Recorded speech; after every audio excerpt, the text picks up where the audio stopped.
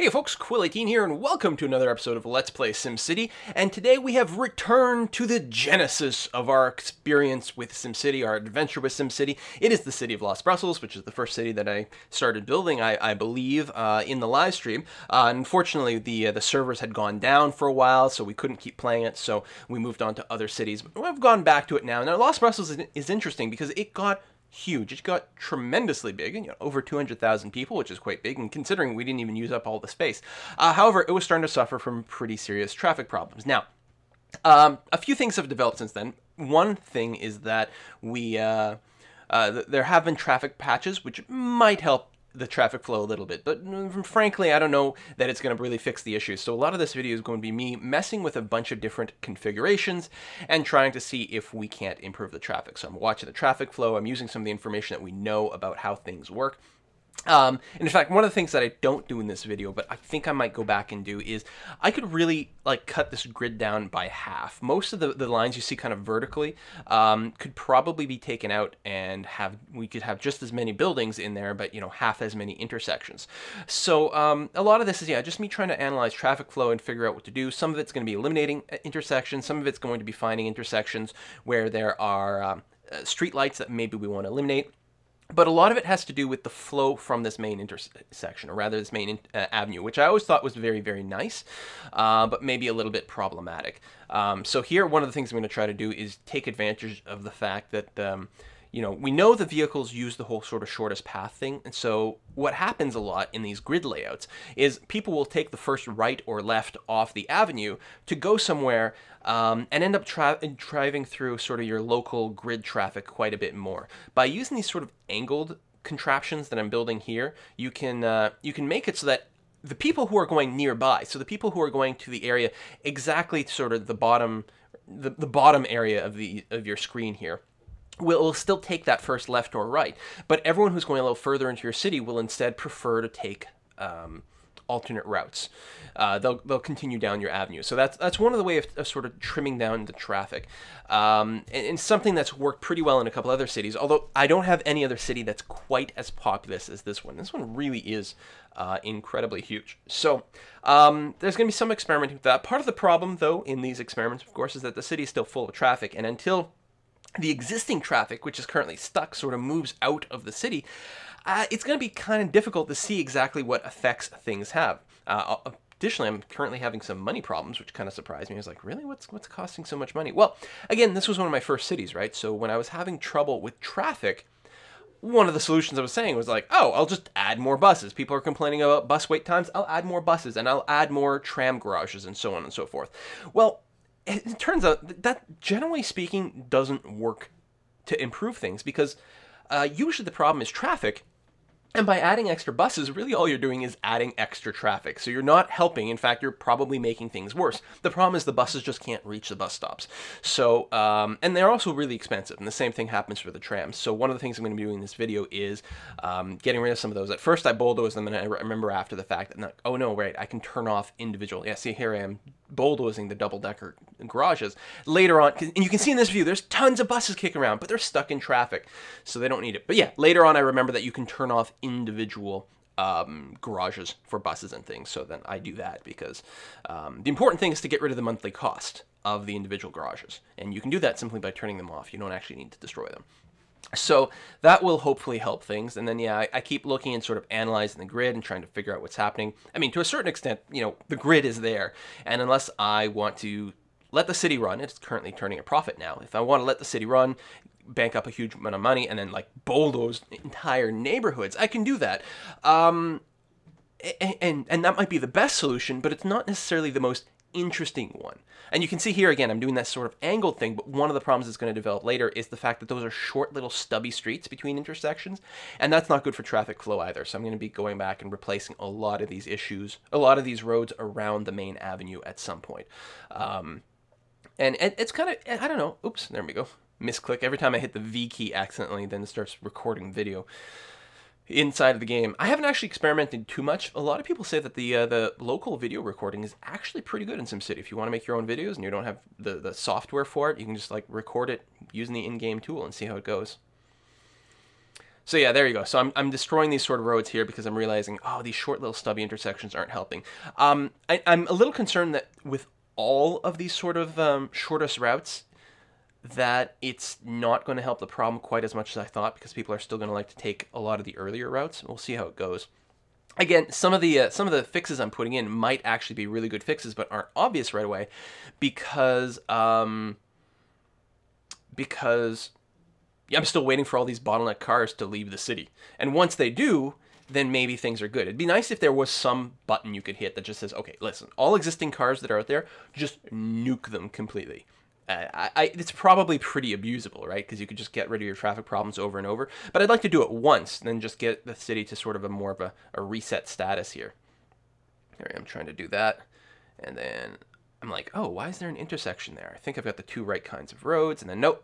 Turns out I don't, so I turn a high density to a medium density, and that's all fine. You want to get rid of those useless intersections where you can.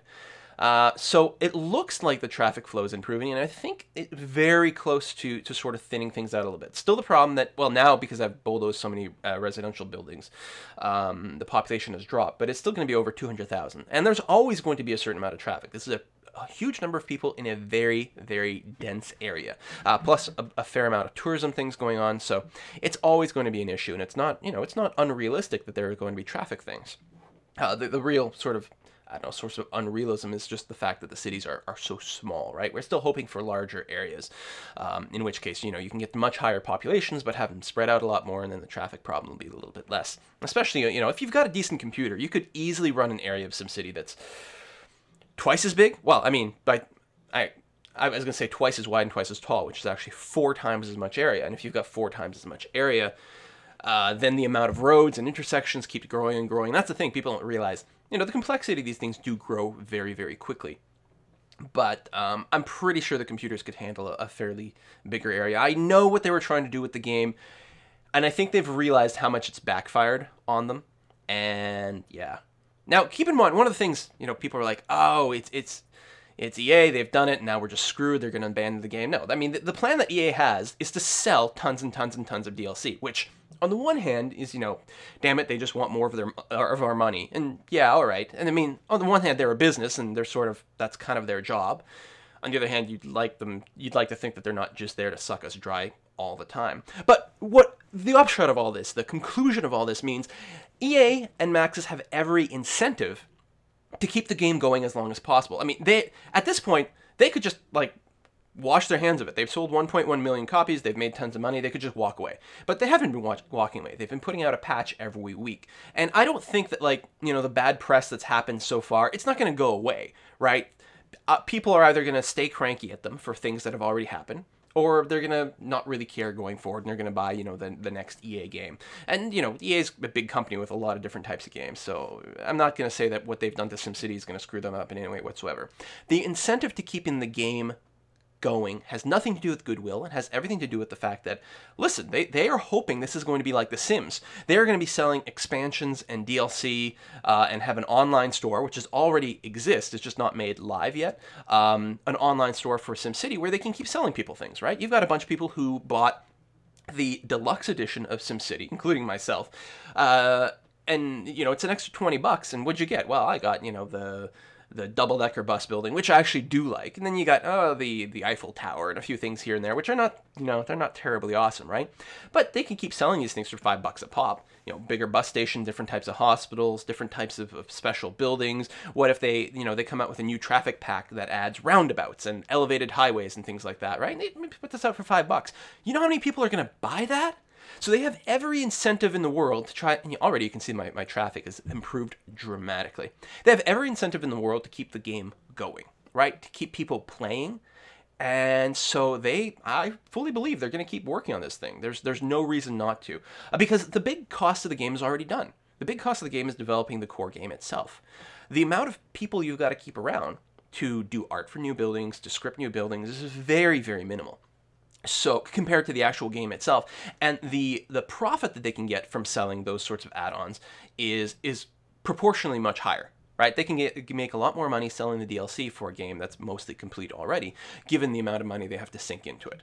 And, you know, that's good, that's bad, that's reality, that's whatever. I mean, I'm not here to make a judgment on that aspect of their business model. Okay, you know, whatever. There's plenty of room for discussion about that. But here we're just talking about sort of the reality of things. So the reality of things is EA is going to keep trying to make the SimCity better and keep people around so that they can keep making money.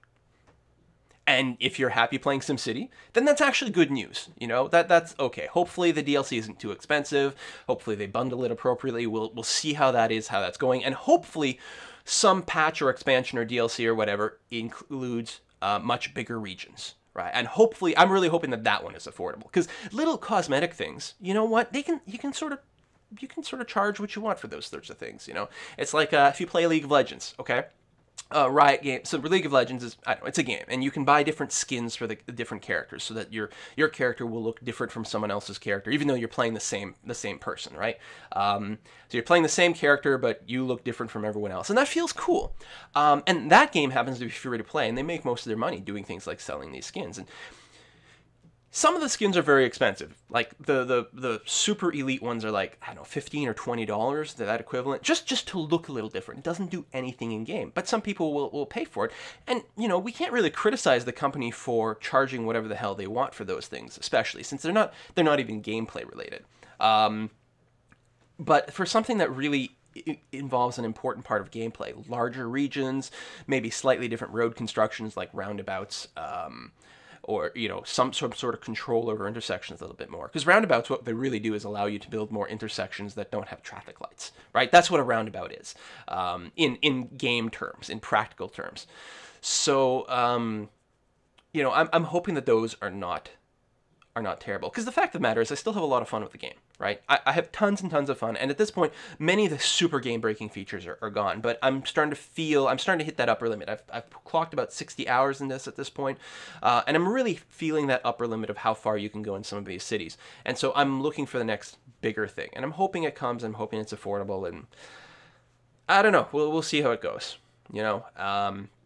Oh, here I am. I want to talk about the tram traffic. One of the things that we've found out about trams is you should try to make trams operate on a single line whenever possible. Try to make it so that trams don't have to deal with branching, because the way they pathfind around is kind of stupid. If you look right now, you can see I only have one tram line. Everything goes in a straight line, and the trams don't have any choice about where to go. They just go back and forth. Oh, that's not entirely true. I'm about to make a change right here and finalize this extra little bit, right? So now my trams only follow one possible route. And that enables them to work much, much better. I also have way too many trams. I think if I haven't done it already, I'm going to turn off the extra tram garages. But that should work pretty well. And then if I want more trams, the right thing to do is to build a separate tram depot on a separate line completely. And you end up with things working a lot better for you. But already, I mean, you can see the traffic has improved dramatically. This little bit of avenue that I'm looking at in the middle of the screen right now, I think I make some hard decisions, like, do I keep this around? It's a short little spit of road, creates a lot of intersections, and there's a lot of potential for traffic slow down there. I don't know whether that should be kept or not. It provides a nice short route, traffic splits there. I think I end up going back and forth a little bit on that. As well as this road that is at the very north of the screen, next to the water treatment plant. It's responsible for a lot of traffic most of the game now that it exists. I think a lot of things coming off the what's it called? The dock, I guess. You know, the ferry. But at the same time, all the traffic that gets stuck there, it's all in one road, so it's not like it's, you know, bottlenecking based on a bunch of intersections, and it's traffic that's mostly all going the same way, so it's not necessarily the end of the world. There we go. I think I turn off the extra bus garages. Those bus garages hold a lot of buses, so you really don't want to have very many of them operating at a time. But yeah, no, my traffic's improved dramatically.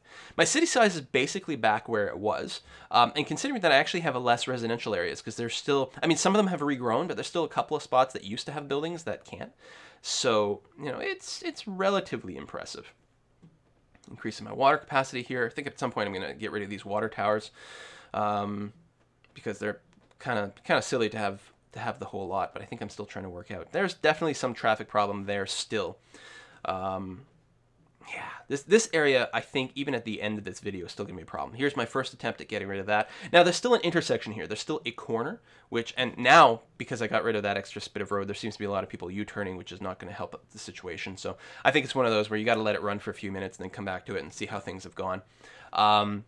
And ideally, some of these things, some of these corners, right? They're not strictly an intersection. They're just a right turn, a left turn. But because they're a 90-degree corner, they still cause an intersection, which still slows down traffic. So I'd have to get rid of some of the buildings, but I could optimize things a little bit there if I just if I made it just a bend. It's like more of a gentle bend with the curve tool. So I may go back and redo those, but it means, you know, kind of cutting off some of the buildings and losing some of those. I like having a high population. You know, this city is mostly, you know, a very compact set of lots and lots of buildings to see how that goes. But you can see that traffic really add up at the top there. And part of the problem is, since these are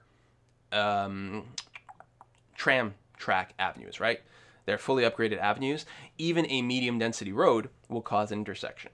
And one of the things that we've really come to realize in this game is increasing the density of a road, like that medium density road that goes by the water treatment plant at the top of the arc, increasing it to a high density road will not fix the problem. There's some incentive, especially with the avenues, that, you know, having the higher density works, because when you get to the third lane, you can get a lot more people doing simultaneous left turns and right turns. So there's a little bit of help there, but other than that, it just means you're having more cars stuck in the same traffic jam. Right? The problem is mostly about figuring out the actual route, figuring out the actual intersections, rather than increasing the density of roads. So this hospital is actually not in a great area because there's a lot of traffic there, so ambulances might have a problem getting in and out the road. But I was like, I got to put it down somewhere. We'll figure it out. I'll put it here for now. Yeah, the income has risen dramatically. I think probably because the improved traffic means that my one casino and one tourist attraction, the I can't even remember what my tourist attraction is. Some sort of arch? I think. It's not on screen right now, so I can't see it. Did I build the Saint-Quentin thing? I don't know. Anyway, I think there's probably a little bit more profit coming in there. Not to mention the fact that maybe some of the buildings have upgraded, so my tax base has gone up. I don't know. We'll see. But yeah, the city has become a little bit more profitable. I mean, the funny thing about this game is that the little cities are often more profitable than the big ones because of the way that the population scales up and the service needs scale up and different things like that. But I think a big part of it is that when people get big and they get into these traffic problems, they end up overcompensating for the traffic problems by building more and more services, which doesn't actually improve their performance, right? Like, again, more buses, more ambulance terminals, more fire truck garages, that sort of thing. Well, it doesn't actually help that much, and your costs go up dramatically. Oh, my bus terminal had been off this entire time. I forgot about that. I turned off the whole thing. When I just turned it back on, the individual garages are still off, so there's not going to be that many buses kicking around. Still, again, except for this one bend in that top right corner, traffic has improved a fair bit. There's a little bit of bottlenecking here in the grid, but it's not the end of the world. I think things are still moving, right? The problem is when you get in a situation where things are just stuck and not moving at all, and then it just gets worse and worse and worse and worse. And even if you change the road layout to fix that problem, you don't see it right away because people are still stuck so badly. I think a lot of it is still going to come down to getting rid of some of these north-south roads that you can see in this view. See, there's a first attempt at doing it, because it's like, well, if I got rid of this, assuming that the high-density buildings really hit, then it's going to be fine. Like, you have fewer buildings if they're all small, low-density things, then you really need the crossroad. But if they're going to grow to huge blocks of buildings, these massive skyscrapers, then you don't need the in-between road. And by cutting back on that, you come back on intersections and all those sorts of things once again. So I don't think this happens in the video. In fact, we're very close to the end of it. But I think if I come back to Los Brussels, it's going to be experimenting with that, getting rid of some of these crossroads.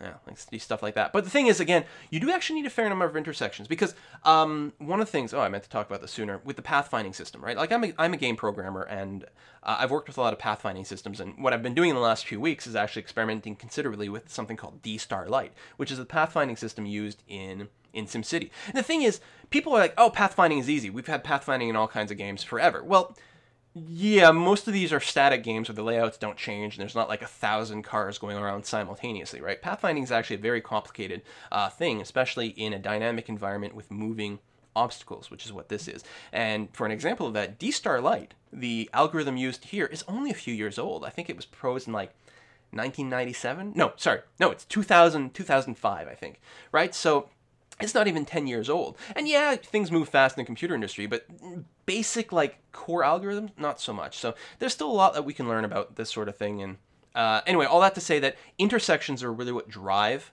the traffic, roads don't really matter as much as you think. It's really surprising. I might make a video just dedicated to talking about that. We'll see. Anyway, I'll see you next time, folks. Bye-bye.